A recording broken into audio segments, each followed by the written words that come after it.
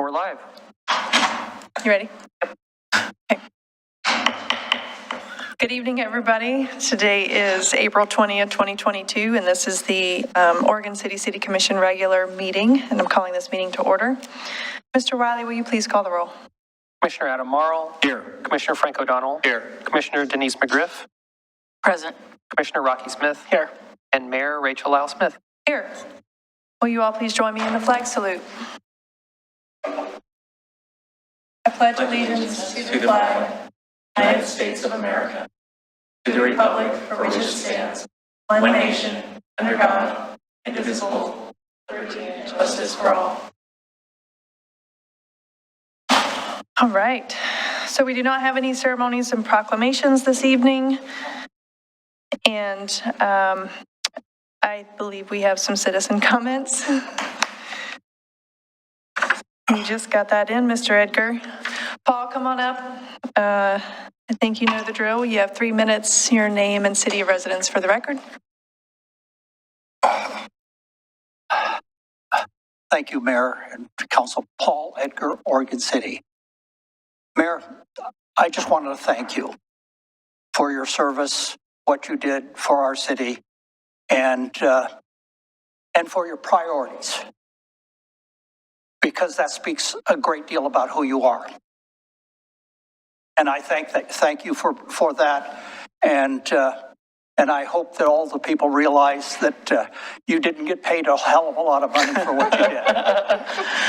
And I understand that, and so it's with sadness that you are moving on, but I understand, and thank you again.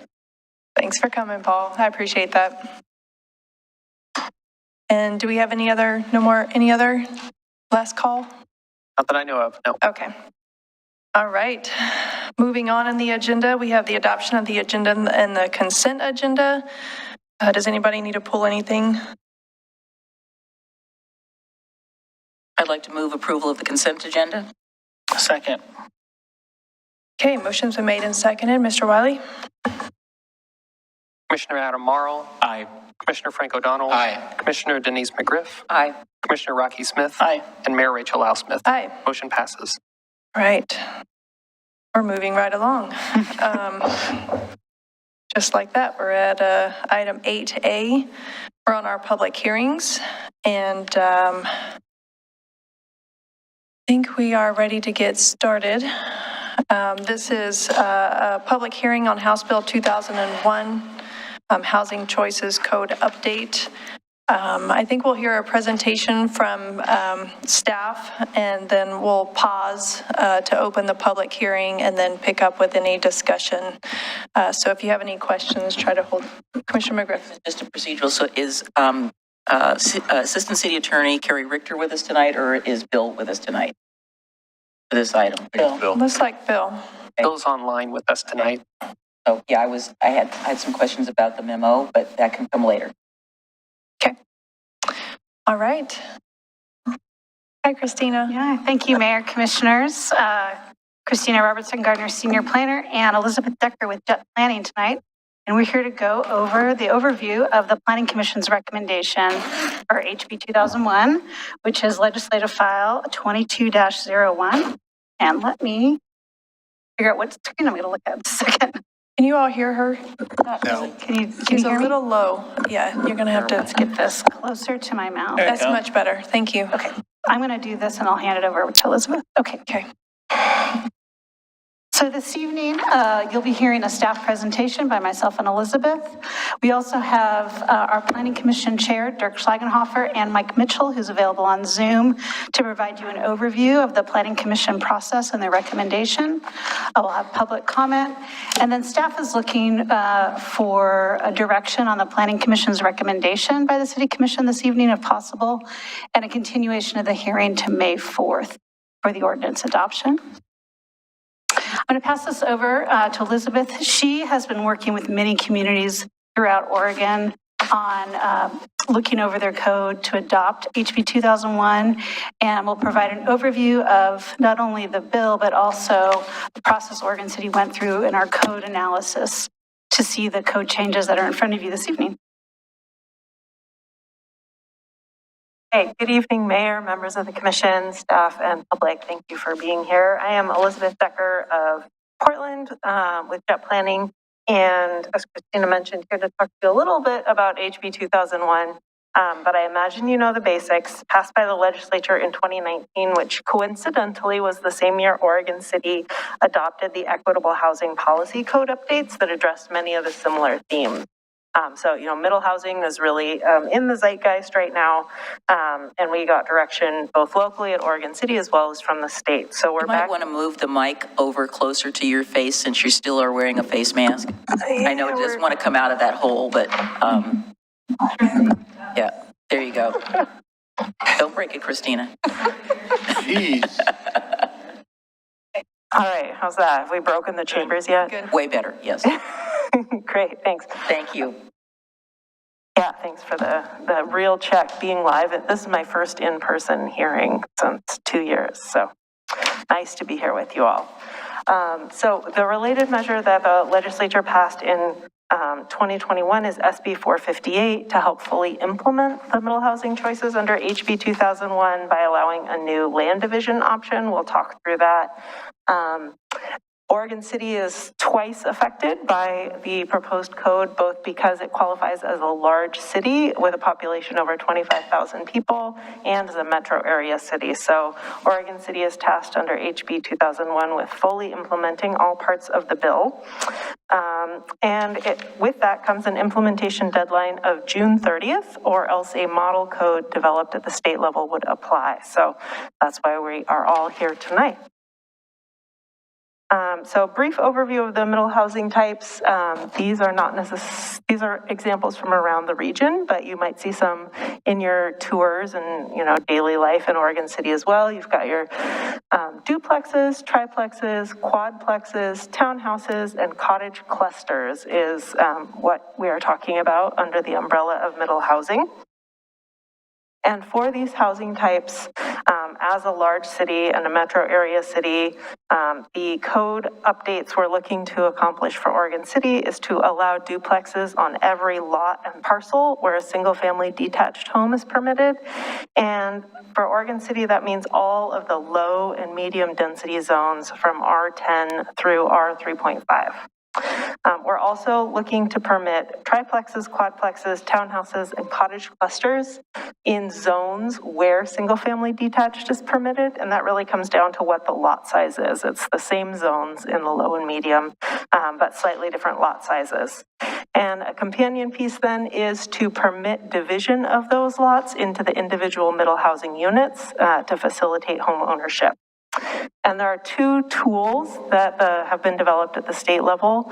The OARs are the administrative rules that are what we call the minimum compliance standards to fully implement HB 2001. And there's also a model code that's a companion to that. There's significant overlap between those two pieces, but meeting either one or a mix of both will bring the city into full compliance with the state regulation. So the direction that we have for Oregon City, as we worked through our code analysis, audit, and then proposed updates that are before you tonight, is to really start with that 2019 Equitable Housing Policy Code updates. So we had a lot of solid policy direction from that project, and our implementation strategy could build upon it. There are some additional updates that are needed to meet specifics of HB 2001 and SB 458 for those land divisions that simply, you know, we didn't predict in 2018 through that work. And then where possible, we're maintaining the specifics of equitable housing, but coming into minimum compliance with HB 2001.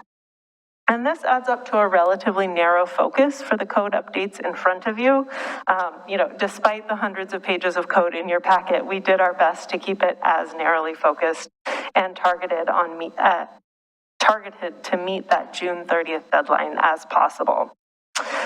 So to guide this update in your deliberations, we drafted the recommended code to meet generally those minimum compliance OARs, and identified several policy options where there's some discretion for Planning Commission as they've made their recommendations, and now for the City Commission to weigh in on some policy choices that Christina will talk about more tonight. But the bulk of the updates are pretty well set, pretty directly driven by the state regulations for HB 2001. And so to give you a brief overview of what the majority of the pages in your packet talk about, just wanted to talk through sort of the categories here. So first off, there are proposed changes to the definitions to update the terms for these middle housing types and to comply for consistency with state legislation. That also includes a notable change there is allowing attached duplexes, triplexes, and quadplexes, as well as a detached option, so more smaller units on the same lot, based on the Planning Commission's direction. Christine will talk a little more about that. As far as uses go, as I mentioned, equitable housing really imagined a lot of these same middle housing types. So the primary change there is focused in the low density districts to expand duplexes that were previously limited to corner lots. They'll be permitted on all lots going forward as proposed, and also add triplexes, quadplexes, and townhouses in those districts. There are no changes proposed to the medium or high density districts in terms of the middle housing uses proposed because they're already permitted. And also to note, the high density district, we made proposed changes for consistency. However, the high density zone is not subject to HB 2001 directly because single family detached dwellings are not permitted in that zone. So we'll have some broader policy discussion that you can talk about for the future of that zone, but for the purposes of this work, any changes to that zone are simply limited to consistency. In terms of the dimensional standards, we're generally looking to hold the building envelope the same for single-family detached dwellings and for these new proposed middle housing types. There are some changes focused on minimum lot sizes specific for some of the middle housing types that come directly out of the OARs. So that's pretty prescriptive, and we have proposed the code to meet that. Oh, did I miss a few? Oh, design standards. So right here, the design standards are probably the best part of the model code, in my opinion.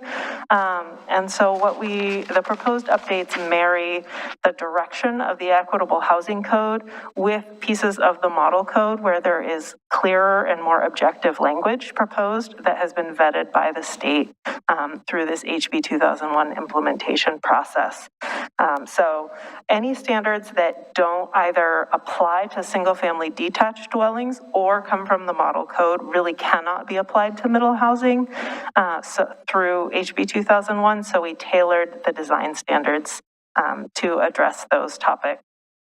And just to note, we call these design standards, but really we're talking about site and building design. This is less about architectural detailing or aesthetics and more really about functionality.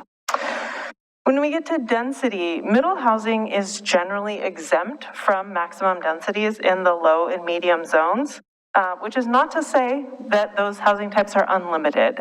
It's that the density starts to get wonky with middle housing because you could have up to 4 times the unit on an individual lot. And so by eliminating the maximum density, it allows the minimum lot sizes to control how many units can be built and in what configuration. So we're not proposing unlimited development, but consistent with the OARs, we are proposing to use the minimum lot sizes instead. Minimum density will continue to apply to all middle housing and single family. And there are some specific maximum densities for townhouses. And just one thing to pick out, the maximum density in the high density zone, again, will not be affected by this project. It will remain as it is because it's not subject to HB 2001. All right, moving on, second part of the changes, second buckets here, we are looking at some changes to the procedures. So for parity, to make sure that all of these middle housing types proposed are permitted through the same type 1 over-the-counter building permit process as single-family detached. And then also to add a new land division option to fully implement SB 458, that's the middle housing land division code. And that provides just a clear option to get to fee simple ownership and support more home ownership opportunities of these new middle housing types. In terms of parking updates, some of the changes, again, were already made with the Equitable Housing Policy Project, but for some of the housing types, we needed to ensure that there's very clear state direction here that no more than one space per unit can be required by the city for middle housing. That doesn't mean that more parking cannot be built by an individual developer on an individual site, but the city cannot require a greater number than that in the code. And in terms of how that parking gets accessed, for driveway and access standards, the proposal that we worked together with development services on generally limits each lot to a single driveway that would be shared by however many units are on that lot. There's some minor dimensional standards to make those driveway dimensions the same as for single family. And then there are several areas where there are no code changes proposed. You'll notice, for all of the resource areas, the existing code protections will continue to apply. So one to point out is that in the historic district, there are no code changes proposed. Middle housing will be permitted in the base zones within those districts, but they will be subject to the review standards for the historic district, including where there are discretionary standards. That's the only place where discretionary standards can be applied to residential development compared to by right middle housing. And then for all of the other hazard and natural resource areas, all of the protections and restrictions will continue to apply. So to give a little background on, a little more detail on this new middle housing land division option, it's an alternative limited process that is focused on a middle housing development on a single existing lot. This is not for creating large scale subdivisions or multiple new lots. In this example, for example, you've got a triplex, you start with a triplex, you still have a triplex after the land division is done. It's really just about creating, it remains a parent lot, and then it's really about creating what some people are calling child lots that allow for that fee simple ownership of each of these individual units. And it's a modified type 2 process. It really provides an alternative to the condo process that has less cost and less time associated with developing it to just help make it easier to get these units developed. What's going to be the process for notifying the community? There will be a mailed public comment notice as a type 2. There will not be a public hearing because it's not a type 3 process. Unless it's appealed. Unless it's appealed. Well, what's interesting is that the appeal for this, the middle housing land division, MHLD, because we love acronyms, uses the same process as the expedited land division. And so the appeal goes to a specially appointed, what is it termed? The hearings referee? Does it go to the hearings officer? Or? Right. So it does not come through the traditional appeal process. So it does not go to Planning Commission or to City Commission.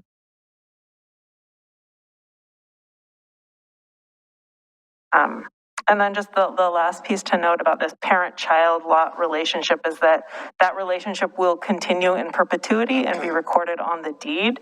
These will not be, like, these lots never grow up and leave the nest, so to speak, right? So if it's part of a triplex, it remains part of the triplex for issues such as determining setbacks and overall lot coverage that are calculated for the parent lot. And with that, I will hand it back to Christina to talk a little bit more about policy options. Thank you, Elizabeth. And Elizabeth will be available for questions after the presentation to provide any background information about House Bill 2001.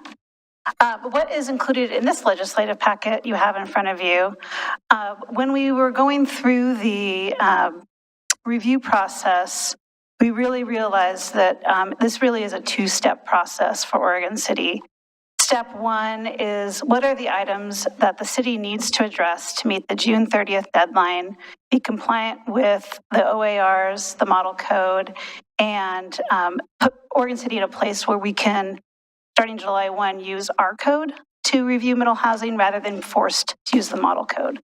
So that really is that first pass. What is the minimum compliance code changes that need to happen to meet House Bill 2001 and that are still within the policy set by the equitable housing process in 2019? There were additional policy questions or additional ways that House Bill 2001 kind of intersects other parts of our code that are not required to be adopted by this June. An example would be, as Elizabeth mentioned, the high density residential district now is pretty close in parity to the densities of our middle density housing district. So that is one thing we will need to look at in the future if we want to increase the high density residential density standards or number of units to further differentiate it or see it in a different way. But it is not required, so we did not include it as part of this packet because we thought more conversation and discussion was warranted before anything was moving forward on that. So in the fall, we propose continuation of hearings at the Planning Commission, a lot like what the City Commission did for the Public Works Code amendments. If you remember, you did kind of a package 1, a package 2, a package 3.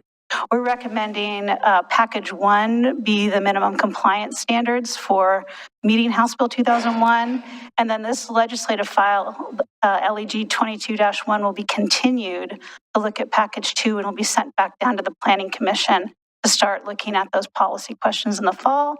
And that will come back to the City Commission and have a more holistic review of the other pieces that intersect but weren't required to be addressed by this tight June 30th deadline.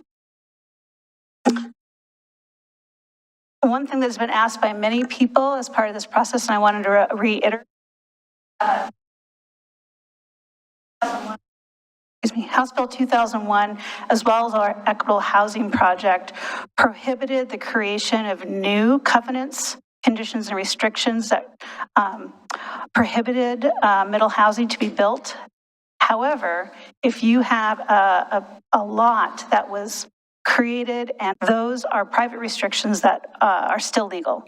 And so CC&Rs, you could have a CCR on your property, but while the city would allow the building of middle housing on that lot, you might have a private restriction that does not allow that. And this, you'll need to take a look at your own deed and look through your own title to see if you have any CC&Rs that restrict that. The City of Oregon City does not enforce private restrictions, and so it's up to the property owner to pursue that review. Do they research those before they start granting a permit to? We can't enforce CC&Rs. I understand you don't enforce that. That's for the people that live there to enforce. Yes, correct. What I want to know is, could a building project be underway to build a duplex or triplex, only to realize later that the CC&Rs for that prevent that from happening? Understanding that the private party would have to take action. Yeah, that's correct. We don't have access to any So you may issue a permit to do that, not knowing that the CC&Rs prevent it. That may be correct, because we do not have access to those CC&Rs on a private property. Well, CC&Rs are recorded with the deed, are they not? Generally are, and there is an ability to look them up. Yes, there is. Yeah. The clerk's office. I mean, excuse me, for the I would county. think so, because Yes. that could prevent a very difficult situation. Proceed.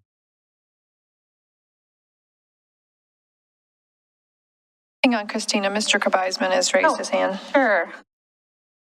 Sorry, thank you, Mayor Lau-Smith and Commissioners. I just wanted to weigh in on that question about enforcing CC&Rs. As Commissioner Griff indicated, it is capable to find them, but the city can only make decisions based on the criteria in front of it.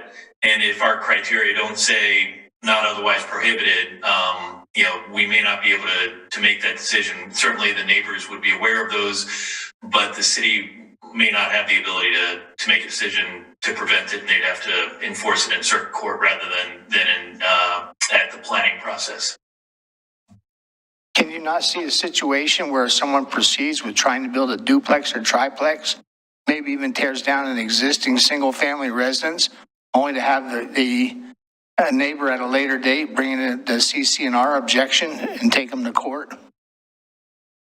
It's absolutely it is a conceivable situation. A court may well find that the property owner who is trying to stop it through the CC&Rs has slept on their rights and may not be able to enforce it after a significant investment by the property owner who is building the new development. But generally speaking, the city doesn't have the authority to interpret or enforce CC&Rs. I think it would be prudent for the city to be aware if there are such things. I know that we can't enforce them. I recall a situation in Rivercrest where there was a request being made by a particular applicant and a neighbor came in with the CC&Rs, and I believe that person did take, not the city, but whoever the person was, they did take them to court. We were, especially knowledge, what's the saying, forearmed is forewarned. If we know about it, we can't do anything about it, but if we know about it, I know there's a property on Malala Avenue that's for sale right now. It's commercial that has a deed restriction on it that says can only be used for single family residential, but there are no heirs. I'm also aware of that. One thing that I'll be working this summer on the implementation, like the application forms and the style guides, and one thing I do plan on putting as a little call out box about CC&Rs. So I want people to, check with your CC&Rs to make sure that you can proceed. So we will definitely be adding that to our application packet. That's excellent. Carlisle Smith, just a question. So I've obviously, not obviously, but I've gone through this, and there are some things in here that are proposed for future discussion. And I think it would behoove the staff to possibly check in with this commission, help provide some policy direction to the Planning Commission. There's some things in here that I think that, not that they're not going to think of it, but there's some things that I've written down that I said, maybe we should talk about that and say, hey guys, why don't you think about this? So I think it would be helpful before maybe that happens or simultaneously that check in with us at a work session to say, are there any things in this that the Planning Commission has proposed to look at? And I'm sure I'll be discussing it with the chair and the vice chair just to let them know. Sure, I have a slide at the end of the presentation that kind of has a list of their policy questions, and we can, I can hold that up when the commission has their discussion. Sure. And I'm saying this in the context, in the light of some of the concerns that we've heard from the Berkeley Hills Neighborhood Association with regard to the R2. And I think we could come up with some creative ways to look at that R2, but still meet these requirements, but something that might be a compromise to help the neighborhood association be more accepting of what we're trying to do. All right, so this slide I think is actually a really important slide, and I put it together for the Planning Commission, and I'd like to go through this. And it's a great way to frame how we will be looking at infrastructure and utilities as part of HB 2001 and middle housing. I really like to put them in kind of two buckets. One is what we call infill. So in Oregon City today, we have infill, single family duplexes, if you're in that right zone. And you come in with a building permit, and we review the building permit, make sure you have access to utilities. No transportation analysis is required because it is 1 or 2 or 3 units. And all infill, be it single family, duplex, triplex, fourplex today, we can require street upgrades up to 10% of the valuation of the project. So by working with HB 2001, the middle housing is meeting the same requirement for infill as single family residential. And so they'll come in for a building permit. We'll look at the valuation of the project. We'll look at what is on their frontage. Maybe they don't have sidewalks. Maybe they don't have anything. Maybe it's just a grassy front. Maybe they've completely built out street, but we'll do the analysis that we do for every new single family home, look at the valuation, work with our development services and see what kind of street improvements we proportionally can exact as part of the single family or infill project. So that's an infill that will happen when middle housing is approved and our medium density and low density residential districts. Same thing will happen. They'll come in through the building permit process. The other is when middle housing or single family is created as part of a subdivision or a partition land use review, the type 2 process, whereas the infill is what we call type 1 over the counter. This is a type 2 notice process. Once again, you must hook up to city facilities, but you may not have to extend a city facility or build portions of a city facility proportional to your project. So this is where you see new streets or full improvement or half street improvements. We also can look at the worst case transportation analysis.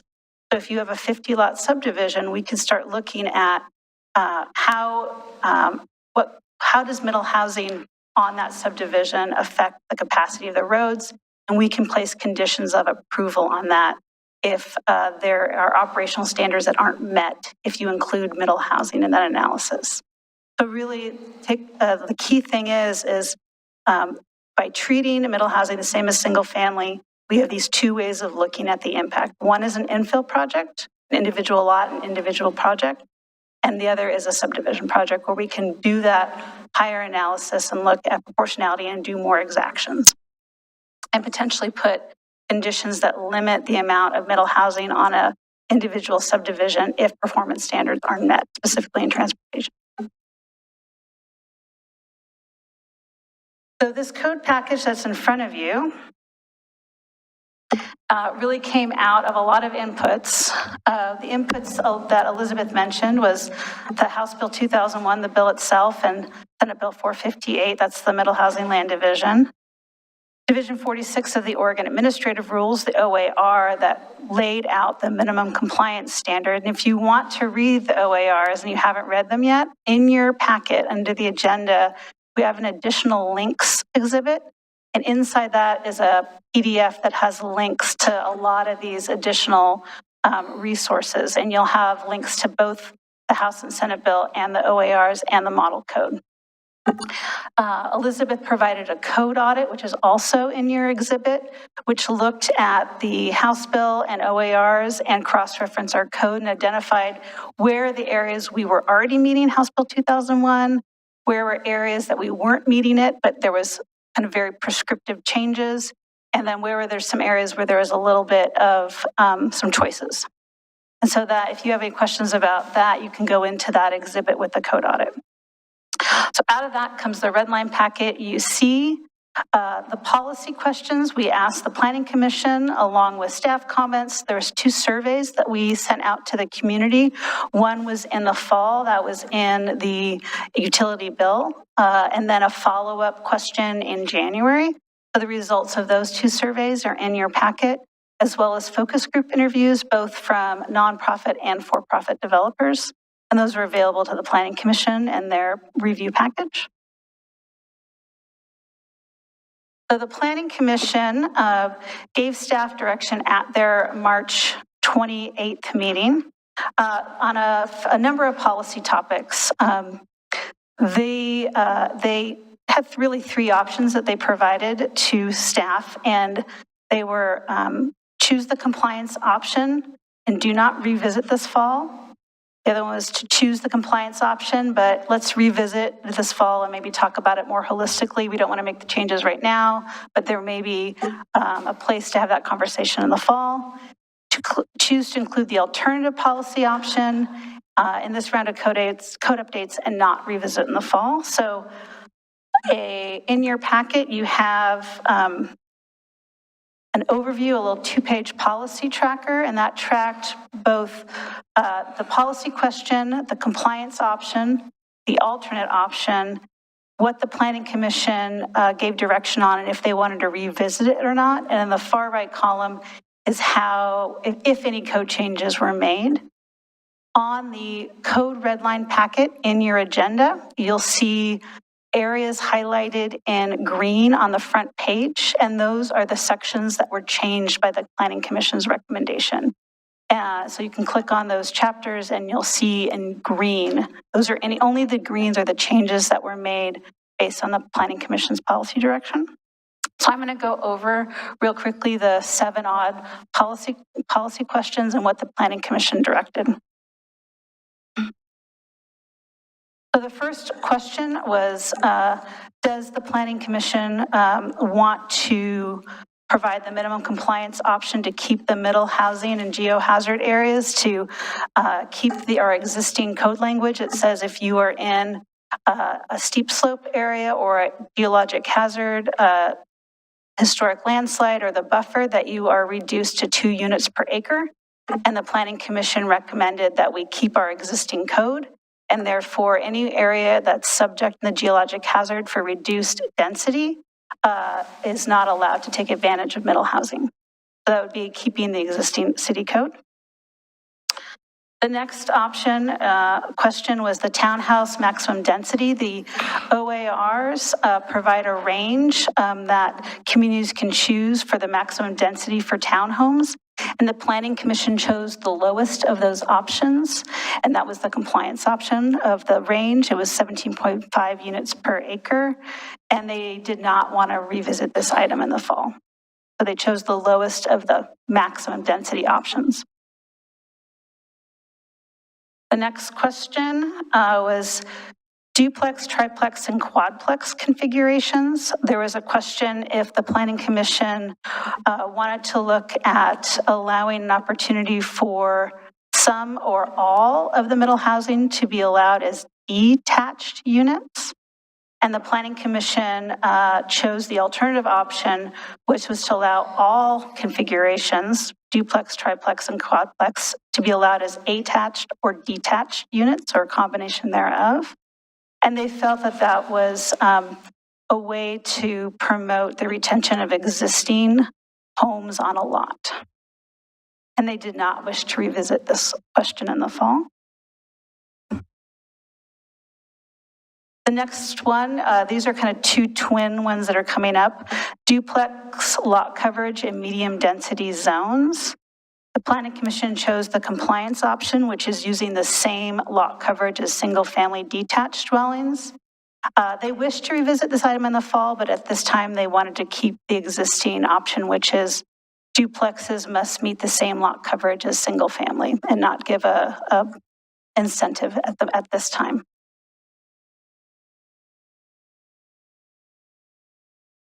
The next option is lot coverage in low density zones. Once again, the Planning Commission chose the compliance option was to keep that these units have the same lot coverage as single family detached dwellings. But they did again wish to revisit this in the fall.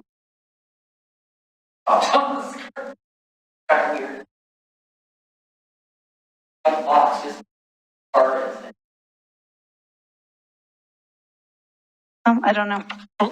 I think that was my cursor by accident. Okay. So in the medium density zone, so both medium and low density zones, the middle housing duplex will keep the same lot coverage.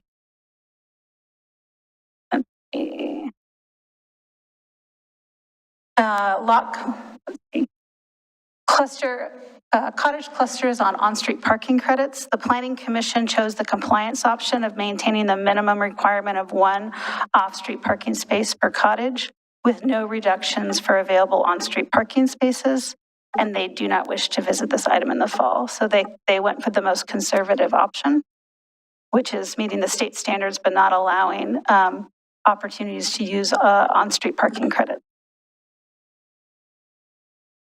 And the last one was garage options for cottage clusters. The Planning Commission chose the alternative option, which allows more attached and detached garage options with cottage clusters. They do not wish to revisit this item in the fall, and a revision to the code language has been added to your packet, which allows more opportunities for attached garages and cottage clusters, as well as detached garages, like shared detached garages. Okay. And so as part of the package, we also looked at policy questions for the fall, and the Planning Commission forwarded on everything you see on their screen, save for the staff has added one additional option. But looking at multiple ADUs per lot, the high-density zone development standards, as we talked about before. Now they're getting more in parity with R3.5. Lot averaging for subdivisions, kind of affordability incentives, a land use approach. I know we had, in previous months, you'd looked at opportunities, looked at affordability options for qualified affordable housing projects, and maybe there was might be a land use component, or maybe increased lot coverage, or some type of bonus allowed if something's a qualified affordable housing project. So that's a topic for the fall. The items where they said they wanted to revisit a policy question in the fall, to bring those back. There was a public comment that looked at tiny homes, and these are more homes that are not hooked up to city water or sewer, potentially RV hardships. So that was forwarded as well along by the Planning Commission. And staff has identified the middle housing driveway width locations. We still are working with Public Works. There may be some small revisions as we get to the fall, as we work through the technicalities of driveway locations and permitting, and maybe provide a little more clarity. And so that's something we'll be working with Development Services over the summer and fall on. So next steps. The kind of clear direction we got from the state was the House Bill 2001 compliant code must be adopted by June 30th and effective by July 1. If that is not the case, then on July 1, the model code applies, or the portions of Oregon City Code that is not compliant, the model code applies. So July 1 is kind of the date we're working backwards from. So this tonight will be, after discussions, will be continued to the May 4th meeting. And once again, we recommend a package 2 to be continued to this legislative file, be continued for package 2 back to the Planning Commission in the fall, to have these kind of larger, more holistic discussions about the policy questions that were not required for the June 30th deadline, but nonetheless are kind of intersects with these code changes. So I also have our chair, Dirk Schlagenhofer, and Mike Mitchell, and they wanted to give you a brief overview of the Planning Commission's deliberations and direction.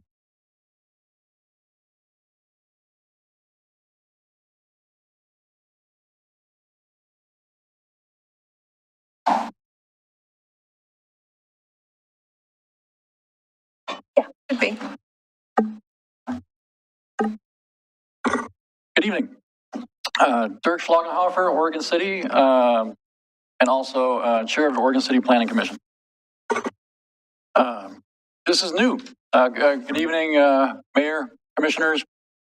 I normally don't do presentations, so we thought this might be something beneficial for the City Commission to kind of understand how the Planning Commission worked through the process, how we got to where we're at now. This is kind of the less technical version of events, you could say. All right, so everybody has seen the policy tracker. Christina put that together well. Unless it was Elizabeth, then maybe it was a group effort. I'm actually not sure who put this together. But this all started back in the Housing Choices Code updates actually started in 2019. I believe there have already been some projects produced under this. I think there's been 15 in the city, so it's actually something that's active, but we had a deadline of June 30th to get these code amendments done, the code updates. Started with a work session, March 14th, 2022, where we first heard the city was working on this way before we saw it, but this is the first time we saw what they had been working on. And then we gave them some direction. And then I believe that's where the policy tracker started taking its shape. And then at the public hearing on March 28th, what we were told was that the City Commission's instructions were last fall to go for the minimum compliance approach. So the main objectives we had were, number one, we needed to get compliant. Two, we had to get done in time. We didn't want to bog things down with too many excessive ideas and too many directions to staff when we had something that we needed to get done in a certain amount of time. We also wanted to get public input because as much as we like our own opinions, we do represent the city. And so we need to make sure we're doing as much as we can to represent them well. And then also wanted to leave the window open for the ability to revisit some of these policies. But we didn't want to spend the time on them, we didn't want to spend the time on them now and then slow things down. So let's go with the hearing of March 28th. We got the staff report. We heard from the consultant, and then we received public input. And then we went through these policies in the policy tracker one at a time. I'm going to go through a few of them just so you can get a bit of an idea of what we were thinking when we came up with these recommendations. If the policy direction was unanimous that we wanted minimum compliance, we definitely didn't want to mess with it any further, then we picked that one and we said, no, let's not revisit it. If we thought we could improve it in a way that was definitely better than the minimum, then we made that recommendation. And I got a few examples. All right.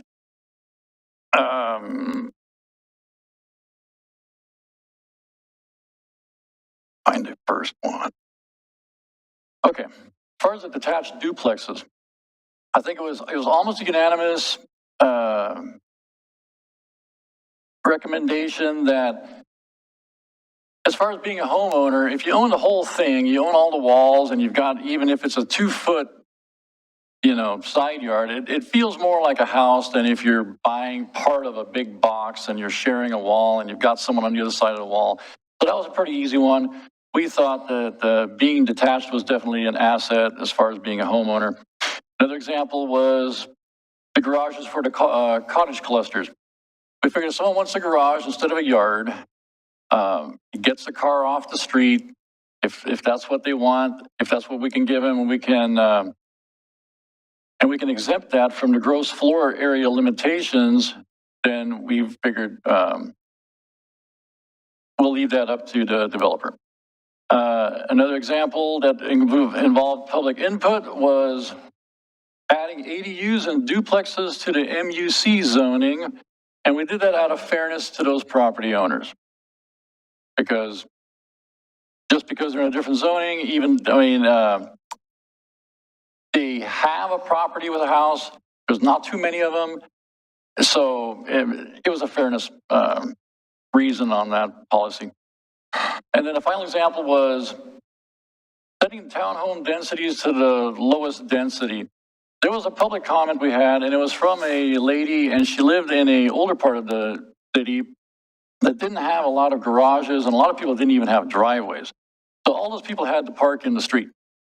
And a lot of those houses are in areas that have a lot of businesses. So they're sharing their street parking with the businesses. And then on top of that, we're going to increase the density and possibly put some townhomes in, which are going to even further use the street parking. And we just felt like we've already made it bad enough for them.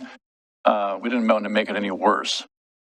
So we felt that there was no reason to revisit that one as well. That's as best as I could recall our process. I'm going to turn it over to our Vice Chair, Mike Mitchell, now, because he always has a lot of great ideas. Thank you. I hope you guys can hear me. I apologize for not being able to be there tonight. Mike Mitchell, I'm an Oregon City resident, and as Chair Schlagenhofer mentioned, I'm Vice Chair of the Planning Commission. Just real briefly, a couple of goals that we were trying to keep in mind with what we did. First, we wanted to increase the opportunity for these kind of missing middle projects, but at the same time, trying to minimize the impacts on the neighbors. And that's why, like as Chair Schlagenhofer mentioned, we recommended the lower density on townhouses, trying to allow for more missing middle housing, but minimizing the impact on the neighbors. And second overarching goal was trying to encourage preservation of existing homes. That was brought up several times in public comment. And for example, as Chair Schlagenhofer said, that's why we would recommend to you allowing detached duplex, triplex, and fourplexes in the hope that someone who wants to further develop their property would not be forced to tear down their existing home. The only other thing I'd like to say briefly, as Ms. Robertson Gardner mentioned, there is a second phase to this. And to me, that is the most important phase. And I hope that the commission could provide some direction. I believe we need to make that second look, or even a third look, broader than just these specific policies. Our housing code has developed piecemeal really over the years, whether we're reacting to something like HB 2001 or the situation that arose with lot size averaging. So we've kind of done all of these revisions on a piecemeal basis, and I don't think we have taken the time, and we need to really zoom back and look at housing policy across all of our zones, all the way from commercial, the mixed use zones, through all of the residential zones, to make sure that we're accomplishing what we want to do. And I think the timing is right for that. We can, I think, see the finish line at least on the OC 2040 project and the comprehensive plan. And once we have fairly final language on that, I believe, on the goals and policies and strategies. And now we need to look at our codes and make sure that they in fact support what is in that revised comprehensive plan. So I hope that the commission will help to kind of keep the pressure on as far as looking at a whole top to bottom review of our housing code in the city to make sure that we're really accomplishing what we want to do and what our citizens want. So thank you very much.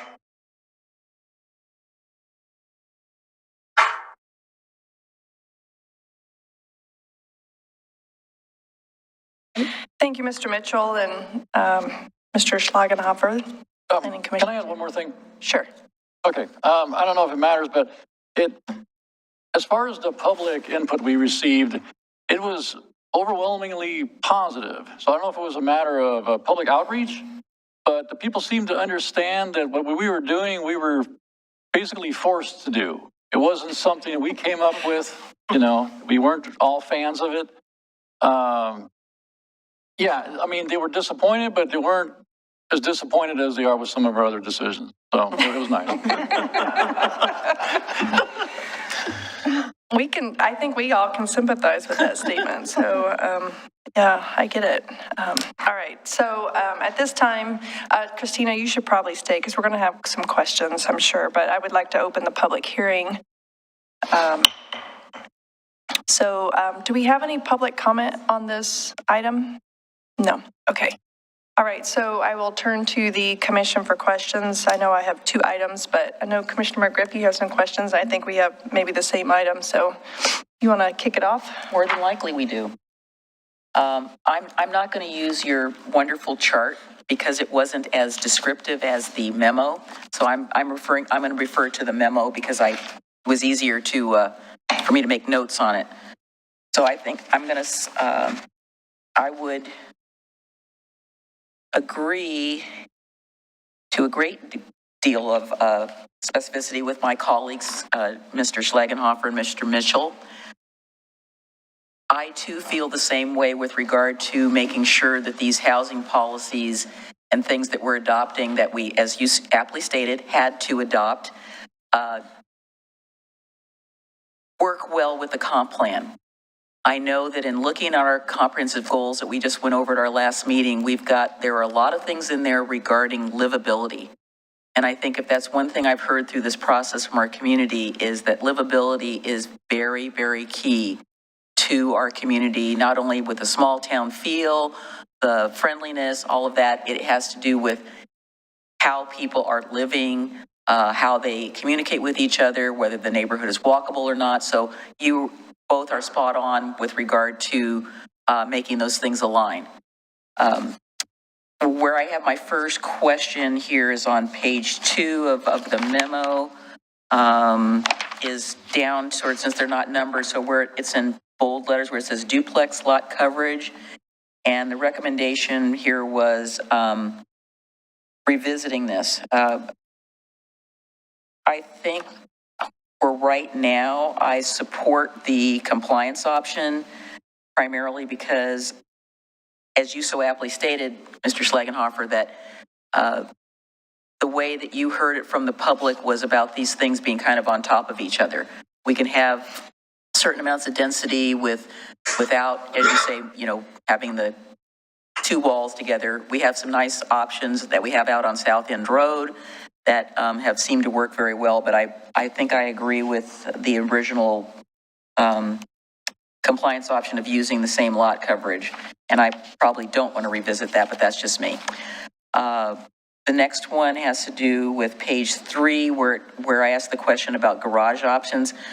I put a big fat question mark next to this because I said, okay, attached garages and detached garages are more options for use. It could be popular, an aging population. I guess I would want to, since we're going to continue staff to kind of come, maybe we sit down, we draw some boxes on it. I'm trying to figure out in my head what that could kind of look like. And I have the fear that it's going to look really hodgepodgey with a garage here, a little house here, and a garage, and then no garage. I just don't know how that would work, but I'm open to looking at it. The question with regard to the MUC1 and the MUC2 zone, primarily I can think of some places along Malala Avenue that might be zoned MUC, that this allowing ADUs on some lots there, and maybe that's what you guys were talking about. I guess I've asked here my question. I said, do we have any more specificity about where these lots are in those two zones, or not, I mean, not all of them, but generally, are there clusters of them? I know if you go on Malala Avenue, there's a house burned down, there's a vacant lot now, and I can't imagine they'd probably build middle housing, but there's not a lot of options for office use right now until the county makes up their mind about whether they're moving or not. So I don't disagree with your preposition that we have some owners that have limited options, and this might provide an option to them. So I think that's something I would want to explore further. The last stuff on page 4, I'm not sure I would support multiple ADUs on a lot.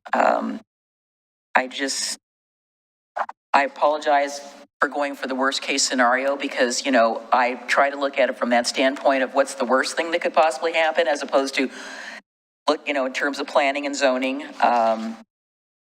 I think if somebody wants to build multiple units, they should probably build the multiple units and not nickel and dime the ADU thing, because I recall what our purpose and premises of creating an ADU is not that you'd have a big house, not a big house, but you have a house and you'd have 3 ADUs in the backyard or something like that. I don't think that's what we were looking at. At least I think the community was not looking at that.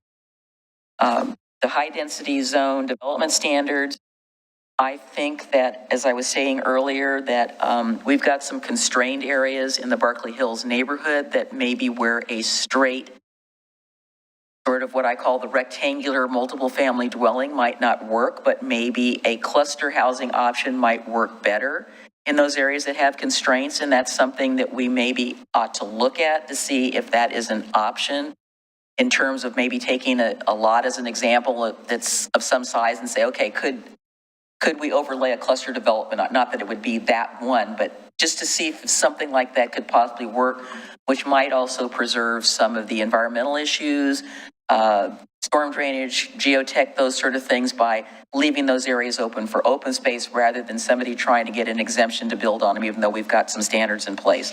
So that's something I would like to look at. Well, I know how we came down on lot averaging. This commission was not really supportive of that. And I think we don't know if we really want to revisit that.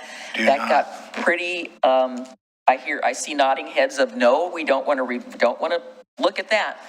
That was a lot of problems. The land use affordability options for incentives, I would definitely say I, as a commissioner, support that, because I think we need to do everything we can to get more affordability, and I'm hoping that the next few projects we have down the road that we can maybe be more persuasive or put some codes in place that they get extra something, because that's what we really need. I mean, that's where that block is coming, and that is going to require some partnerships with not only ourselves, but the county with this metro money, those sorts of things, to make that affordability reality, as opposed to being told, oh, we can only afford to build it at market rate. The tiny homes, RV allowances, tiny shelter clusters, so forth and so on. I would definitely say we should definitely look at that. I'm sure that the community members who are supporting this sort of thing are looking at specific zoned areas for that. I'm not sure that it would, that those would totally apply. Knowing some of the new developments in our city that do have CCNRs, I think the RV hardship thing is going to be a tough row to hoe, because people won't really want that. The other thing I think we could be looking at is, I wrote here, consider options in non-single family R3.5 and non-historic districts for this type of thing. Can you be more specific? Sorry, I didn't catch. Pardon? I didn't quite catch what that question was. So it's about, it was added as part of the public comment, and I think we should try to look at some possible options for this sort of thing. Oh, okay. Sorry. Not saying we should preclude it, but I think we should definitely explore it to a greater degree than it's been looked at before. And I said we should definitely consider these options outside of single-family R3.5 and historic districts. The whole issue with the driveway locations and the driveway widths and parking is a very, very touchy topic. I know that one of our new developments down on the other end of town has been already creating conflicts in neighborhoods, and what I really have been a little bit resentful of comments that have been made, well, that's what they do in Portland.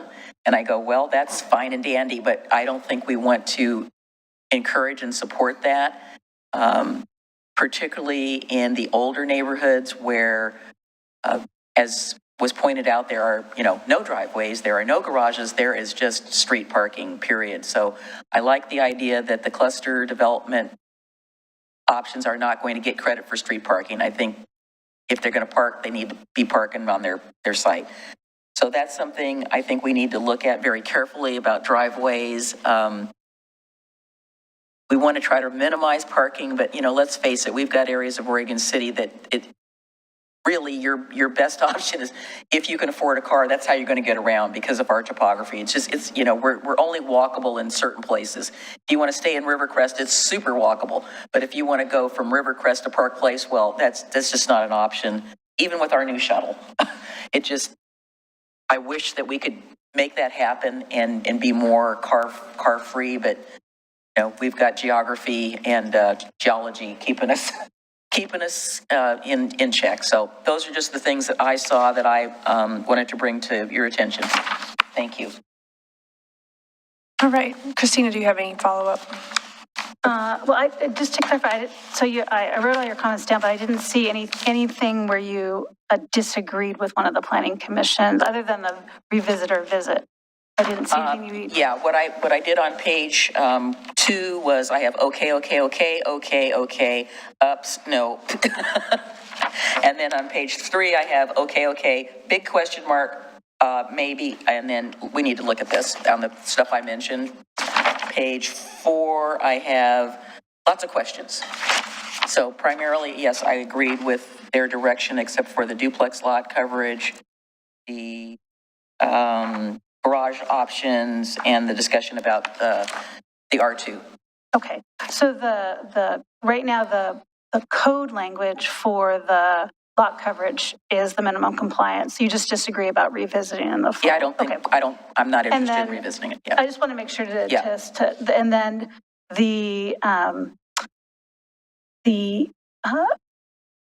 attached garages for cluster homes.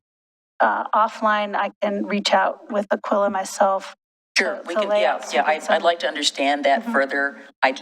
The way that we have it written, it is not, I'm not getting it just yet. Thank you. Thank you, Dirk and Mike.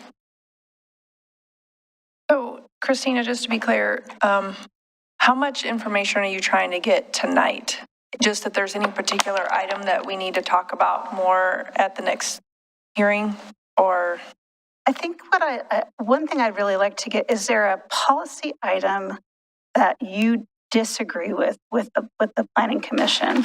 Okay. To a point where I need to work to provide revised red lines? Gotcha. Would be really important for me. Okay. Is there, the revisit or visit in the fall is a little less important because that can just be direction as part of the adoption. It doesn't need to be in the ordinance. Sure. And so things that relate to the policy questions as they kind of are implemented through the red lines, I really would appreciate direction so we can be in a place to give you the document that you can adopt. Okay.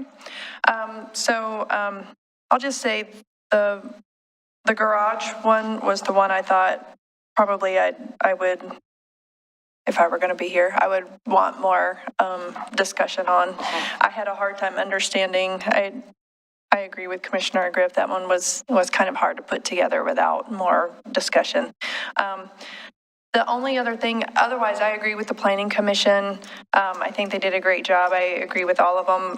I do have a question though on the duplex, triplex, and quadplex configurations. I'm trying to understand with the definition of a duplex or triplex or quadplex, how you can have those and they be detached. How can you still be a duplex and be detached? Are we rewriting? Code that defines duplexes in Oregon City can be attached or detached. Our current definition, or you're rewriting the definition? With the Planning Commission's direction, the version of 1704 definitions indicate that these middle housing types can be attached or detached. Right now, our definition of these middle housing types indicate that they need to be attached by a common wall. And isn't there cost savings for having a common wall? I mean, aren't there some benefits? I mean, there could be. Why would you have a duplex and not just build a whole bunch of single family homes then? Like what's? Elizabeth is looking at Yes. Yeah. Sure. No, this is a great question. And this whole concept of a detached duplex, triplex, or quadplex is a new concept coming forward with HB 2001. So you're not the only ones to be scratching your heads. It's really just a different way of thinking about the number of units on a lot and how they relate to each other. The lines start to blur between these different middle housing categories. So another way to think of these detached duplex, triplex, and quadplexes is like a very small cottage cluster that just has 2, 3, or 4 units. So it's a different way of classifying it in the code, but that's how it would look. And some of the reasons that you might do it, or why a city might consider permitting that arrangement of smaller units on the same size lot is, yes, there are some trade-offs. There could be cost savings of attaching them, but we do hear strong consumer preferences around having individual detached units where you're not sharing that common wall. There's a little bit more privacy. So those sometimes are more appealing for home buyers. You also hear about the home preservation options, that you can preserve an existing home and then add 1, 2, or 3 detached small units in the back. Again, you can imagine, doesn't that sound an awful lot like a house with an ADU or multiple ADUs? Absolutely, there's overlap. And so it really is just creating additional pathways to maximize the different development opportunities. Okay. So I assume we have different design standards for, say, cottage clusters than we do for single family homes, correct? Okay, I feel like we're building cottage clusters as they're allowing that. So I guess I'm not on board with that one. I wouldn't agree with, that's the only, otherwise I think the Planning Commission has done a great job. I just can't get on board with rewriting the definition of housing types. Do we have? Neither am I. Do we have the definition of what that is yet? Or is it, we're still writing it? No, with the Planning Commission's direction, we provided the revised definition in your packet. Which Under says, essentially says 1704. it can be a duplex, but they can be detached. That's the new definition Well, of a maybe we need to duplex. see an example of what that could possibly be. Yeah, I mean, I agree with you. I mean, I don't, you know, I've lived in a duplex on when my dad was in the military. It was attached. I mean, if we only want to make a lot of things confusing, I just don't understand. Then you got to figure out, are we doing design standards for a detached duplex, or are we doing, or triplex, or are we doing design standards for a cottage cluster? And There it what's the is. difference? Why are we, Well, maybe we should take that out then if we're uncomfortable with that they have to be attached. Agreed. yeah, Detached duplex or detached triplex is a cottage home. I don't understand. Yeah, I agree with you on Yeah. that. So anyway, that's all I have. Other commissioners, any others, comments? We do have one public comment if nobody else has anything. I have one question to ask them. Getting back to cottage clusters, I appreciated, and I wanted to just go on the record to say I appreciated the memo from Assistant City Attorney Richter. She answered the question which she knew I would have on page 2 of her memo with regard to natural and historic resources, environmental hazard protections. One of the things that is in our code has to do with looking at how a development fits in. It's broad, but the general development pattern. So in certain areas, you'll see the way the houses are developed on certain streets. They're all like a certain distance from the street. And that is one of the character defining features of our historic districts. If a development exceeds the bulk and scale and that sort of thing, that's a problem, which I know will be reviewed because that's the standards.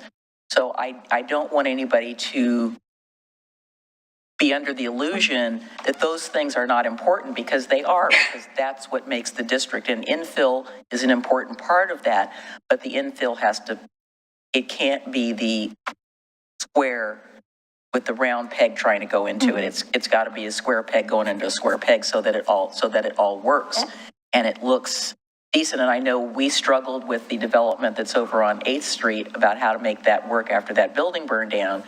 And I think we came up with a very viable option that met the goals of the property owner, but also satisfied the neighborhood, who was really up in arms about that. And everybody agreed. So that was a win-win for everybody.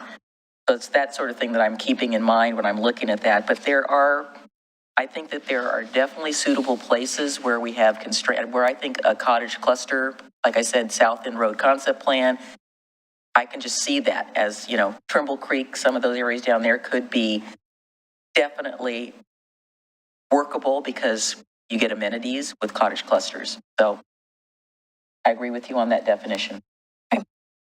Commissioner Smith, you have your hand. Some of the same comments I would, and since I'm a visual person, I want to see some of these too in terms of the garage options, cluster garage options, like multiple ADU. I'd kind of like to see how that works too. I guess that applies to the detached duplexes, triplexes. And then I would like to know more about the last category, which is the tiny homes, RV, hardship allowances, cluster homes not hooked to city sewer water. So those are the ones. I just left I those agree with alone it. because they're on Yeah, the future yeah. list. So I was like, well, they're coming back to us in a future I conversation. think the Planning Commission did a great job, and I really appreciate that, and I appreciate their comments and sharing with us why they went those directions. So that was helpful. Thank you. Anyone else? No. Commissioner Morrow. Yeah, I appreciate the mayor for bringing up the question on the detached duplexes, because as I was listening and as I was reading through stuff, I was like, that's not what I see in my head when I think of a duplex. That sounds like two small houses. So I agree with what's been said, and I would like to see how that plays out more logistically, physically, or visually, so that we have an understanding of what that is. I think we're leaning though towards saying that they have to be attached. I think I heard a consensus that we're not going to, that's our policy direction. That's the one thing we're saying right now. Well, and that would be allowed under HB 2001? Oh, yeah. Okay, okay.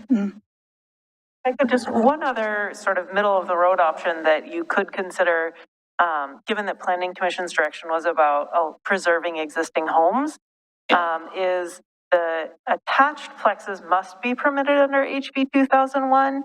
But you could take a half measure in terms of only allowing detached plexes on lots with single-family homes that are already existing, you know, as of the effective ordinance date. So That could be a good compromise in order to try to preserve the house. Yeah, That would I be agree. a better language. Yeah, I agree. Yeah, okay. So one thing I can do as staff is I can bring back a couple of options for definitions of duplexes and work with Elizabeth and maybe even lay out kind of my very simple non-graphic artist layout of just different variations of different boxes of what that could be. And so if you're ready to, you know, adopt at the next meeting, you can just, you know, let with your motion, you know, identify which of the definitions you want to go with, but we'll have them all ready for you. Gotcha. And you can say, pick this one, not this one. As well as the garage options, I'll work to kind of show what that looks like. But unless you give me any additional direction, I'll do it based on what the Planning Commission provided their recommendation for, so you can visually see it. And then let me know if there's any additional changes. Okay. All right, so we did receive some public comment, so I think we're good for questions, I believe. Mr. Edgar, you want to come up and give public testimony, actually?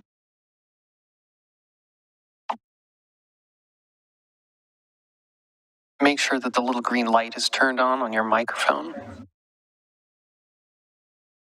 There it is. Okay, thank you. Paul Edgar, Oregon City, Action, Kanema. First of all, I want to thank you for what you're doing. I believe that there is a need, an imperative need for affordable housing. How do we get there? Sometimes I think that one of the most important part of middle housing is making sure that that there are options. When right now the average house around Oregon City is selling for $500,000. That's not affordable. And if we're creating new housing, be it tiny houses or cottages or clusters, if they cannot achieve a price range as a goal, let's say it's $350,000 or $300,000 or $250,000, but we need, how do they do this? There must be some types of goals or ways that, even considering that if they can bring it to the market for $300,000, part of the way of achieving that is through reductions in SDC fees. If they can do it and it's transferable, but they have to make it happen. And so then they can potentially apply for a rebate after the fact by achieving affordable housing guidelines. And somehow we've got to do it. Tiny houses are an example, or cluster houses, clustering of cottages, any of those alternatives. But we can't ever sacrifice, in a sense, livability and safety. I get very concerned, as an example, there's a development being proposed above Kanema, above the historic district, and it may float hundreds and hundreds of vehicle trips a day, additionally over and above what we have on very narrow streets, most of them coming out onto the hairpin turn of South End and Fifth Avenue. How do we do that safely? And this might be kind of legally, they could go ahead and apply for this and go and get some type of approval. But the safety considerations of a narrow street, so the traffic and safety considerations of this type of incidents of travel that would be generated in a Enron overlay area also makes it difficult, but it's not in historic Kenema. So we have less limitations on it. We do have a little design review. But it's all part of, so for me, very perplexing is that I want affordable housing. If there's a way we could achieve it, and I think that part of it is just comes back, we have to come up with ideas that reduce construction cost, size. And they have to be part of the options of trying to get the price down, because I don't want to see people houseless. Thank you, Mr. Egner. Thank you. All right. All right, so that was all we had for public testimony. Do we have a motion? We need a motion on this item. We need to continue it. We do, to May 4th. I'd like to move that we continue their specific agenda item. Oh, there we go. Okay, I move that we continue LEG 22-0001 to a date certain, May 4th. Second. Motion's been made and seconded. Mr. Wiley? Commissioner Adam Marl. Aye. Commissioner Frank O'Donnell. Aye. Commissioner Denise McGriff. Aye. Commissioner Rocky Smith. Aye. And Mayor Rachel Lau Smith. Aye. Motion passes. Thank you. Thank you for coming. We will see you again. Thank you to Dirk and Mike again. Yes. All right, so we're on to general business. I actually think these items will probably go pretty quickly. 9A is the first reading of ordinance number 22-1002. This is adding the Parks and Rec Advisory Committee to the city code. This is coming back to us after our review of this and with some changes that were presented. Mr. Conkle, do you have anything? Thank you, Mayor. Evening, Commissioners. At the last commission meeting, when we brought this forward, there was a request to include more details consistent with the bylaws, as well as other sections of the code that dealt with purpose, organization, appointment, and removal. Those have been added. So unless there are questions, we think that this is ready for adoption. Let's, Is there a motion? yes, I move the first reading of ordinance 22-1002, adding the Parks and Recreation Advisory Committee to the city code. Second. Mr. Kirkabisman? Ordinance number 22-1002, an ordinance of the City of Oregon City incorporating the Parks and Recreation Advisory Committee as part of the city code. Mr. Wiley? Commissioner Adam Marl. Aye. Commissioner Frank O'Donnell. Aye. Commissioner Denise McGriff. Aye. Commissioner Rocky Smith. Aye. And Mayor Rachel Lau Smith. Aye. Motion passes. All right, the next item is 9B, adoption of the 2022-26 homeless strategy for Oregon City. Chief Ban. Good evening, Mayor and Commission. On March 8th of this year, we had a work session where we discussed the homeless strategy that is part of your goal 4, and that is was attached to your staff, or to the staff report here. And this is just an opportunity to adopt that formally and complete goal number 4, or at least the first part of number 4. Okay. Any questions or comments from Chief Bim? Seeing none, is there a motion? I move to approve adoption of the 2022 to 2026 homelessness strategy for Oregon City. Second. Motion's been made and seconded. One quick question before we go. So discussion? on the page 5, you have here provide training to Oregon City staff to best serve the homeless community. I'm assuming you mean all city staff? We've done a bunch of that. Yeah. I think it's more, there's probably some staff that maybe might not be absolutely necessary, but whenever there's needs that we see, there's ongoing training, not just interactions with homeless people necessarily, but also people who maybe behavioral health issues. Yeah, and it's interesting that you never know when that's going to happen. So yeah, I appreciate the fact that you're looking to helping staff get some of that information so that they can be prepared. Okay, Mr. Wiley. Commissioner Adam Marl. Aye. Commissioner Frank O'Donnell. Aye. Commissioner Denise McGriff. Aye. Commissioner Rocky Smith. Aye. And Mayor Rachel Lau Smith. Aye. Motion passes. All right, moving along, we're at communications, commission committee assignments. Mr. Conkle. Thank you. So, in discussing with the mayor, we've thought it would be good to have a conversation about the vacancies that will be coming up with her resignation on Friday. So we've identified Clackamas County Coordinating Committee, C4, Metro Policy Advisory Committee, MPAC, Oregon Governor's Willamette Falls Locks Commission, though we've had some conversations with Turner, Odell. Yes, Turner thank O'Dell, you. yes. That really this is transitioning, and didn't really think that there was a need to have an appointee for that position. Ms. Turner will keep me informed if there's anything that comes up, but there really isn't anything anticipated at that point for this one, so I don't think that one needs to be filled. South Fork Water Board, and then Willamette Falls Legacy Project Liaison. Yeah, so let's start with South Fork Water Board. So that one is very specific about Yeah. who the third position needs to be. It's supposed to be the mayor, and in this case, and that is in the South Fork Water Board charter.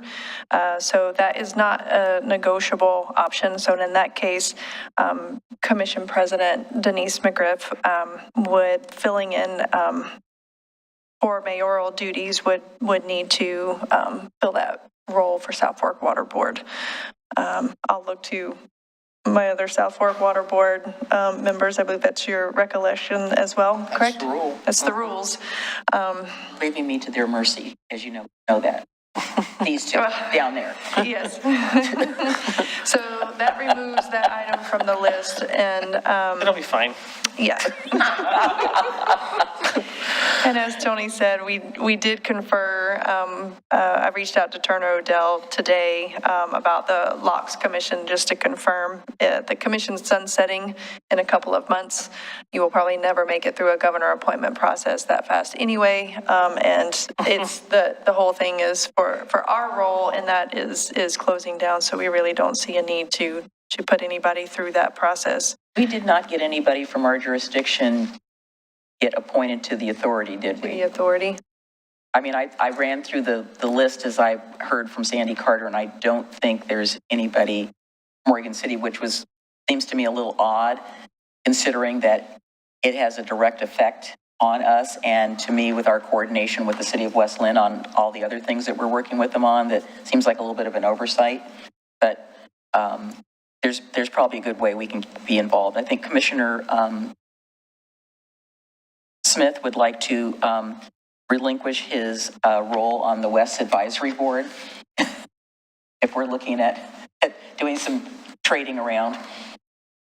So I don't think that's a conversation we want to have tonight. You guys can have that on another night. Right now, we're filling the vacancies that I am leaving vacant. So Clackamas County Coordinating Committee, C4, Commissioner Adam Morrow, you are currently the alternate.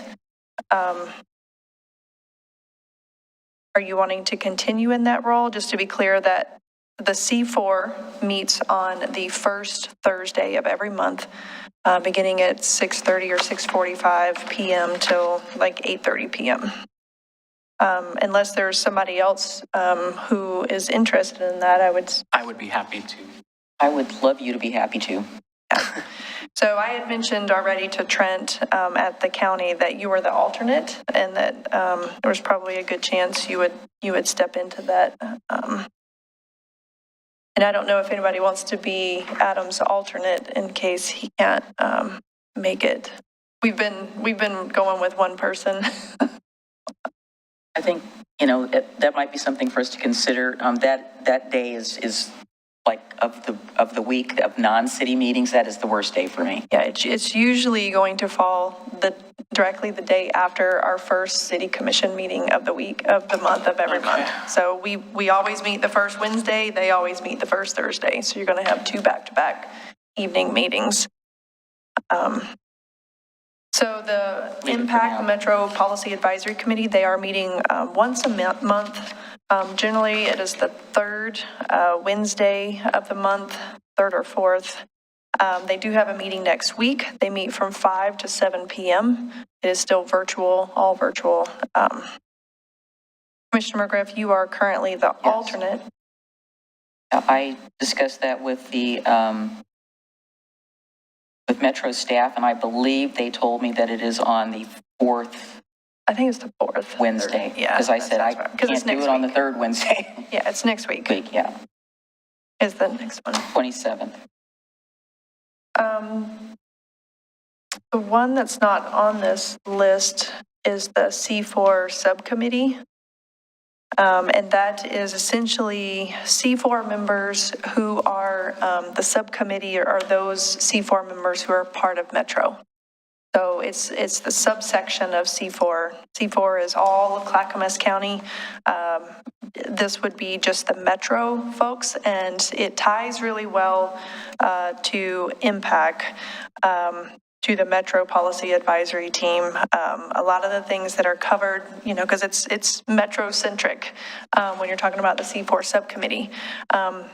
They meet the 3rd Wednesday of every month from 7:30 a.m. until 9 a.m. So they had a meeting this morning at 7:30 a.m. Usually we do have staff, Dana Webb and sometimes John Lewis, but Dana is normally attending and is a really good staff person to back up whoever wants to be on that. But C4 and the C4 subcommittee are two that I would recommend that in the impact. We really need to continue being involved with all of the I-205 projects. There's a lot of funding of transportation projects, lots of good conversations that are happening at those meetings, and we really do need someone. We're Frank. Adam. Who or who? I said, it's either Frank or Adam. I said, I have got one 7:30 a.m. meeting, and it is a struggle for me to get there. Yeah, it's a 7:30 to 9 on the 3rd Wednesday. So it does make for a long day for city commission, because it always is going to land on a city commission day like today. What do you want to do? Well, so you were saying 3rd Wednesday in the morning? Yep. I usually have a standing appointment then in my bed. No, I'm just kidding. I'm kidding. I say that because Frank always gets to me about that. I appreciate that, being honest about that. Frank always. You have no idea what you just escaped. Or what you just said. This is a public meeting, so. No, because I do have meetings on the 3rd Wednesday. Tony is turning red. I do. Even Jacob's blushing. I do have meetings on the 3rd Wednesday from 9 a.m. to 12:30-ish. So I don't think I can give up another chunk of time without taking out of my work schedule there. Because I do have the I-205 Tolling Diversion Committee, and then I have the Child Care Task Force. So I'm weary of taking on another one for that morning. Anybody else? Well, it sounds like by process of elimination. I think it sounds like process of elimination. Then I'm the stuck E. Yeah. Rocky's working. I'm working, He's not working. Yeah, I'll do it usually till it's in my work day too, but I was having to change my work schedule to make that You meeting. know, I could do it till school recesses for the year, and then Rocky could take it. I think that's a good option for right now. Share the heat. So I think we put Commissioner O'Donnell down for the C4 subcommittee, Better send me an invitation. and we got Commissioner McGriff for impact, and Willamette Falls Legacy Project Liaisons. Commissioner O'Donnell we were on that one together. There's not much happening. In fact, very little's happening. So that can probably stay vacant unless somebody really wants to, When are those meetings? whenever they happen. I They're think, truly ad hoc, yeah, I usually in think the to some afternoon. degree, Mayor Lelsmith, that we're all going to be involved in that in one way or the other. Yeah. Sure, I'd be interested in if I it's think a we time I should can we should go. just spread the wealth on that one. that can be TBD. Usually, we don't foresee anything in the near term, given the latest actions of kind of the partners kind of dissolving and the project needing to restart. You're probably safe. Yeah, Commissioner Smith said that South Fork is changing their meeting. That's a possibility that's changed. No, Pardon? West. Oh, West is changing their meeting. When does South Fork meet? South Fork is on typically the last Wednesday, Thursday. Yeah. It overlaps impact, because remember, I was having to go back-to-back meeting. Me and Mayor Walters were having to do back-to-back. So it's the fourth Wednesday. If it happens, it's the fourth Wednesday of the month at 7 p.m. So impact is 5 to 7, and South Fork starts at 7. I'll have to speak to Mr. There have not been a lot of South Fork. I know. There's only a few. I know. I just hope that Usually not in the summer. the manager isn't going to be running scared now that I'm going to be joining their board. Okay, I think we got them all. We good? Everybody good? All right. We do have an executive session after this, but we have a couple more communications, commissioners, communications. Commissioner Smith. I know we're going to have a little chat, I think, after this meeting, but I want to wish our mayor good luck in her future. And I want to say that I think we're all feeling the same way to some degree. This date that you gave us approached way too soon. And I'm sad to see you go. I think this has been a very strong commission. I think you have been a very strong leader at a time that the city really needed it, and at a time where things were complicated and got even more complicated, and a lot of different chaoses throughout the last time, the last couple of years. And I think the stability that you have offered to all of us and this community, I think is, something that we really appreciate. And I do believe that people take on certain roles for a time that they're needed. And I think that's exactly what happened here. So I'm sorry to see you go, because I think in terms of all the commissions and mayors I've worked with, I really appreciate your effort to go through all the details and listen to the rest of the commission and take everyone's input into consideration, and really process that, and not just, going through the packet and just taking that piece and coming forward. I think there's always been a really strong dialogue with this group. And so I really appreciate that. And I wanted you to know that, because I think, we are a little worried about the future of what this city is going to be in terms of its leadership, because it does take a lot of work for someone to step up, even if it is just a year or 2 years or 3 years or 4 years or however much. And the amount of work that's involved in that, and balancing that with your family life and your friends and all of our personal lives and our work lives. So I think you were here specifically for a reason. I think you accomplished that. I think we're going forward, in a good place as a commission because of that. And so anyway, thank you and good luck. And I wish you luck in everything that you do. Thank you very much. Well, I remember when we were in turmoil, and it was at the end of the last when the mayor was recalled.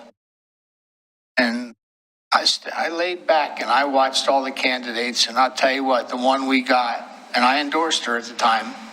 And my strategy was sit back and take everybody, look at everybody and make your pick. And I'll tell you, this gal we got was head and shoulders above everybody else. And she went on to demonstrate that. She showed me what the mayor's job really was. When we just went over these committee assignments, those assignments, when you're interacting with other governmental agencies that influence the future of Oregon City, I mean, her energy level and her ability to lead and her control of meetings, especially like controlling Rocky when he gets excited, or me when I make specific comments. She's done an incredible job, and I can't tell you how many times I've told her, you will be missed, and I will miss her as a friend, and I will miss her professionally. And I wish her all the best of things in this world. Thank you very much. I agree with what's already been said, and, I always hesitate to bring things back to the recall, but that's part of the reason why I'm here. Yeah. And when we were going through that, part of the concern was, well, what happens after that? Yep. And what kind of vacuum does that leave for the leader of our city? And for me, I knew it straight from the beginning that that leader was going to be Mayor Lyle Smith, and I am very glad that the community agreed. And so you're leaving very big shoes to fill, and I hope that the people out there who are thinking about this understand the task that's ahead of them, because she is set. She's going to be a hard act to follow, is what I have to say. No doubt. And that's, yeah, I could go on and on, but thank you, Mayor. Thank you, Commissioner Morrow. Yes, and in deference to my colleague, Mr. O'Donnell, I would like just to add that thinking back to the same time frame that you mentioned and Commissioner O'Donnell mentioned, what I found so positive and uplifting to me personally as a resident of Oregon City, and then as somebody coming on this commission, is how quickly we coalesced together to basically say, okay, here we are, the four of us, we need to do these certain things. We came to almost an agreement without words that this was the right thing that we needed to do, and we needed to show unity with one another. We needed to show leadership, and you, as commission president at the time, said, yes. I mean, we all were thinking the same thing. We were all thinking the same thing of how we needed to get back on the track, get back, so that the community could see we had this one setback, but that wasn't going to set us back. And I think you have shown that through our diversity, that we have connected and we have made this city better for where we are going. I just hope I can do half as good as you. You and I both read everything, and we tend to see the same things when we're reading something, and we go, and it's affirming to me, because I'm thinking, okay, I'm looking at this the broadest way that I can. How does this affect our community? And you think the same way. You think, how does this affect our community? Is this more paperwork? And we don't always agree, but we come to consensus, and I think you have done that. You have helped us all coalesce together, and I hope that that's what the community has seen, because that's what I've talked about. And when I was asked by Kristen to make a comment, I referred to your leadership. I referred to the fact that we have been able to come together. And, it's not escaped me that our bridge celebration is celebrating our connections. And I think that we have a lot to celebrate with our connection with you. Thank you. Thank you, Commissioner McGriff. Yeah, this has truly been a journey. It's been an interesting one, and I'm going to hold it together. I'm going to try. I came on the city commission, and and I actually had people at that time like, why don't you run for mayor? And I'm like, you're out of your mind. Now that I've been in both positions, that was the right decision. I would have been out of my mind. And so if you are interested in this position, you really do need to be involved. You really do need to be involved to think that just anybody can just step in here. And this is a hard job. I've put a lot of work into it. I've created a lot of relationships that I'm looking to you all to continue, because they're good relationships and they do benefit the city. And sometimes they're hard relationships or they're new relationships, but it does make a difference. And I agree with Commissioner O'Donnell, what he was saying. I remember sitting as a city commissioner, and we've talked about it. I think we kind of struggled in the past, I know I did, to truly understand what the mayor position, like, how could you make it the best it could be? Like, how do you take this position and really do what's best, what you think for the city in this role, which is different than the city commission role? And, going into it, you're right, this was coming out of the recall. It was coming out of a really tumultuous time. And I did step up because I thought we needed stability and leadership, and I thought I was the best person at that time to kind of bridge that gap, you know, create a bridge and take us to future years where we could all come together and keep moving forward. And but even at that time, I didn't know fully what the mayor position was like. I just thought I was the best person to step in and try to bridge the gap and become that leader that I thought that this city needed. And so I appreciate that you all think that I did that and that I set a high bar. That was my goal, was to set a high bar. And I've definitely enjoyed most of it. I'll be honest, I'll say most. It is a roller coaster ride. You have great meetings. You have some meetings where you leave and you go, oh my gosh, why on earth did I do this? Why am I volunteering my time to, you know, this is torturous. But you know, tonight's proof. We can have a lot of laughs. We have had a lot of laughs. We can have good meetings, and I agree. This has been a really great commission. I will definitely take this experience with me. A lot of people have asked me if I'm going to jump back into this in my next town. You know, I'm like, I'm not a slow learner. I'm not there. I definitely, we're going to be making transition, and I tell you that this has given me insight into local government and communities. I am excited though, wherever we land. Right now we're going to stay with family. We are actually moving in with family members, and so we don't have an exact place where we're landing other than family's houses. But so we're going to where we need to be initially, but it has given me insight. I'm already thinking, I'm like, I wonder what committees they have and wonder what they're doing. And at least I know how to sign up for stuff and be notified of like stuff that's going on in parks and stuff. And I think people, a lot of times you can move into a community and go about your life and never even pay attention to what's going on. And but there's value in participating in your community. So with that, I'll stop. I was sincere in my letter. I really meant everything that I said. And when I resigned in that letter, what I said about staff and the good work that you do, we wouldn't be able to do this and be up here without the city staff and without you guys doing the work that you do. So kudos to you, staff. It's been a pleasure. And with that, I'm wondering if could I put in a requisition for like a Nerf bat? Would that Nerf bat? A Nerf bat, yeah. Because you said sometimes you come into meetings and you know it wouldn't hurt anybody, but it would get the point across. If you put in a requisition for a Nerf bat, I'm putting in one for a shock collar. Oh my goodness. That's a good way to make it to the newspaper. We want to stay in the good graces of the news. All right. I think we are done. We are going to executive session as mentioned. And with that, we're adjourned, everybody. Thanks.